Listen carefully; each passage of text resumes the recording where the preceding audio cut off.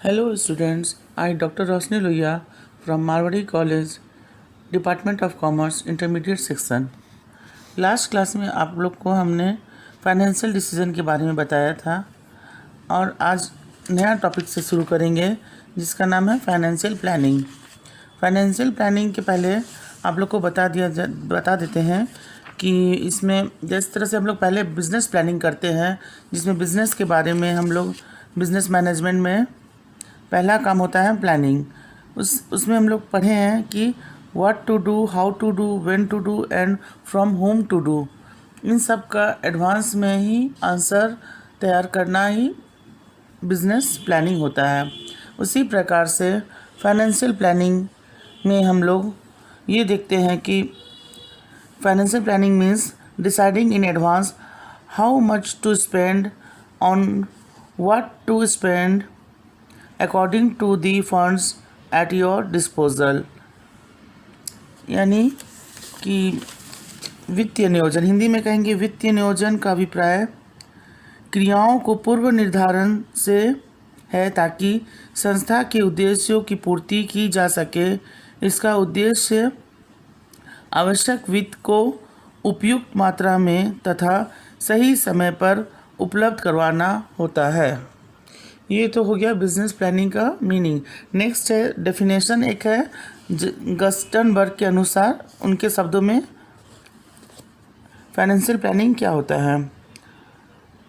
Determination of amount of finance needed by an enterprise to carry out its operations smoothly. Determination of source of funds, that is the pattern of securities to be used, and determination of suitable policies for proper utilization and administration of funds। एक definition हम लोग हिंदी में भी देख लेते हैं। According to Walker and Wagon के अनुसार वित्तीय नियोजन वित्तीय कार्य से संबंधित है जिसमें फर्म की वित्तीय नीतियों तथा वित्तीय कार्यविधियों का निर्धारण करना सम्मिलित है। अर्थात हम लोग कह सकते हैं कि वित्तीय नियोजन को एक हम लोग पहले ये निर्धारित कर लेते हैं कि हमें व्यवसाय में कितनी मात्रा में पूंजी चाहिए और उसका पूंजी का ढांचा तैयार कर लेते हैं कि पूंजी कहाँ कहाँ से उपलब्ध होगा और इन पूंजी को हम लोग आने वाले समय में कैसे प्रयोग करना है, इन सब का नियोजन तैयार करते हैं। नेक्स्ट इस टॉपिक है इम्पोर्टेंस ऑफ फाइनेंशियल प्लानिंग। वित्तीय नियोजन का महत्व।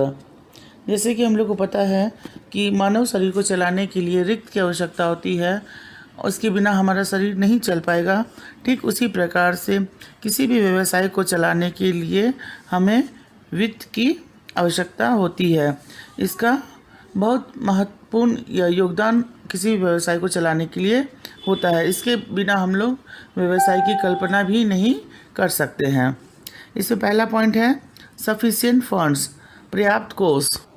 हमारे वित्तीय नियोजन का यह उद्देश्य होना चाहिए कि हमारे व्यवसाय में पर्याप्त मात्रा में कोष उपलब्ध हो रहे और इस तरह से हमारा रिसिप्ट पेमेंट व्यवसाय में बना रहे कि न कमी हो न बहुत ज़्यादा अधिक की परिस्थिति आए और पर्याप्त मात्रा में कोषों का प्रवाह बना रहे।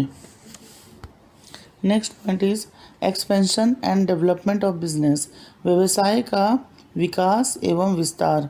अगर हम लोग का वित्तीय नियोजन सही रहेगा और हम लोग उसे महत्व देते हुए उसके अनुसार कार्य करेंगे तो आने वाले समय में हम अपने व्यवसाय का विकास और विस्तार संभव कर पाएंगे और किसी भी कठिनाई का सामना हमें नहीं करना पड़ेगा।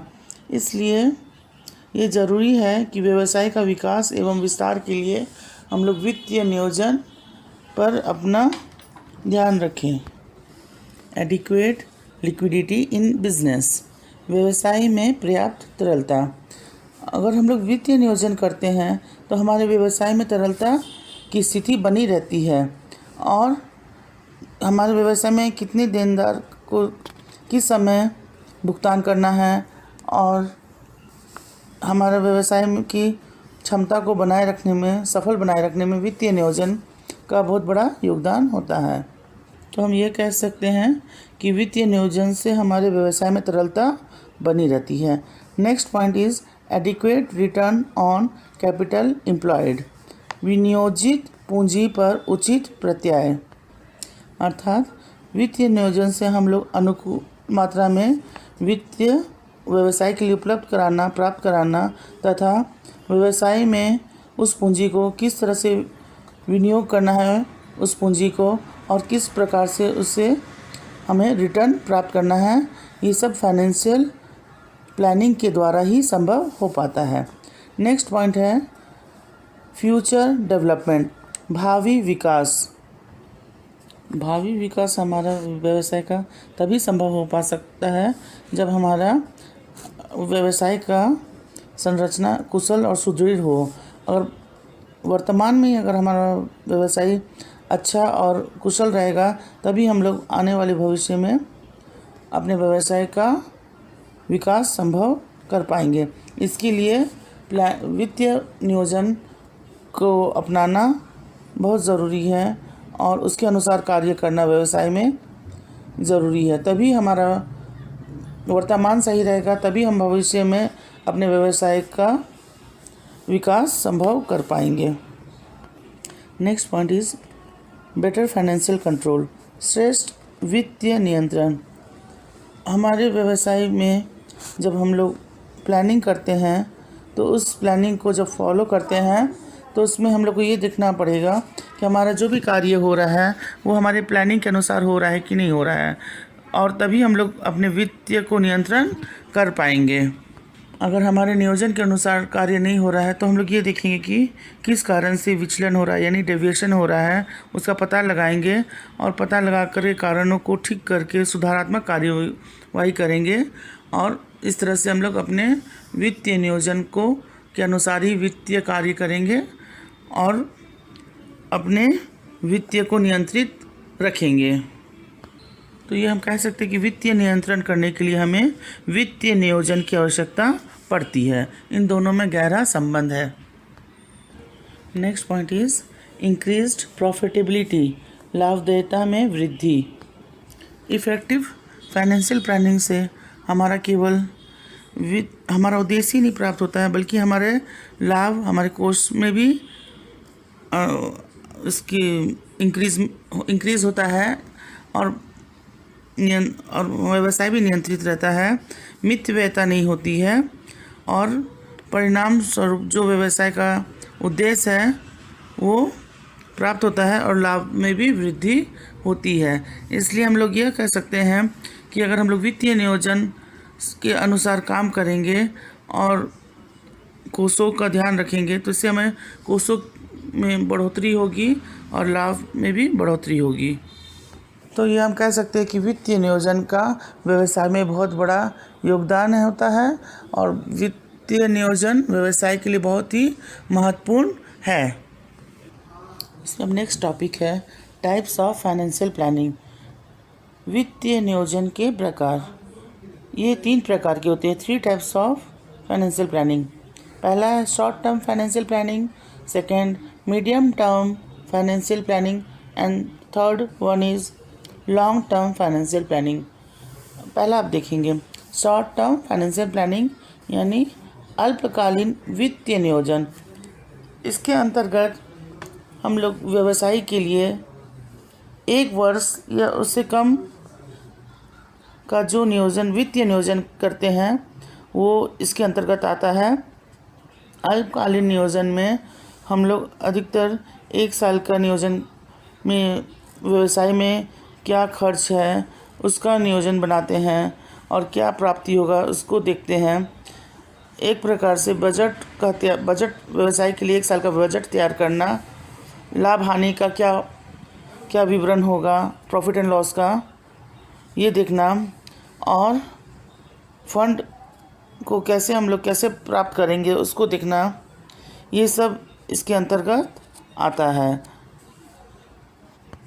यानी 1 साल में क्या लाभ हो रहा है उसको देखना और बैलेंस शीट तैयार करना।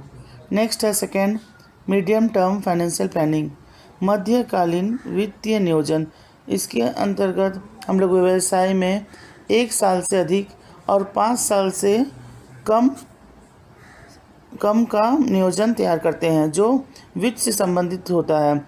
मध्यकालीन नियोजन में हम लोग अपने संपत्तियों का कैसे रख रखाव करें, रिसर्च एंड डेवलपमेंट का कार्य इसके अंतर्गत आता है, और अल्पकालीन उत्पादन कार्यों का क्या व्यवसाय में कैसे व्यवस्था करना है, उसको हम लोग मीडियम टर्म प्लानिंग के अंतर्गत रखते हैं। And next, long term financial planning, दीर्घकालीन वित्तीय नियोजन। इसके अंतर्गत हम लोग व्यवसाय में 5 वर्ष से जो अधिक अवधि की वित्तीय नियोजन को शामिल करते हैं, उसे ही हम लोग दीर्घकालीन वित्तीय नियोजन कहते हैं। यह नियोजन हमारा व्यवसाय को जब स्थापित करने के लिए बड़ी मात्रा में पूंजी का कैसे उपलब्ध होगा, पूंजी का क्या ढांचा होगा, कैपिटल स्ट्रक्चर, और अस्थायी संपत्तियों को कैसे प्राप्त किया जाए।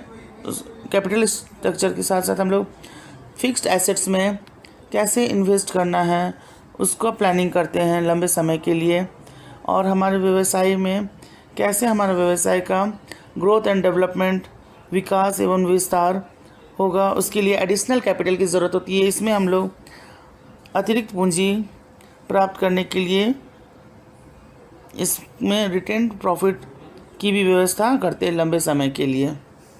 इससे संबंधित हम लोग नियोजन करते हैं। तो व्यवसाय के लिए तीनों तरह का ही नियोजन महत्वपूर्ण होता है, short term, medium term and long term. Thank you students. Next time हम नए टॉपिक के साथ बहुत जल्द आपके सामने प्रस्तुत होंगे।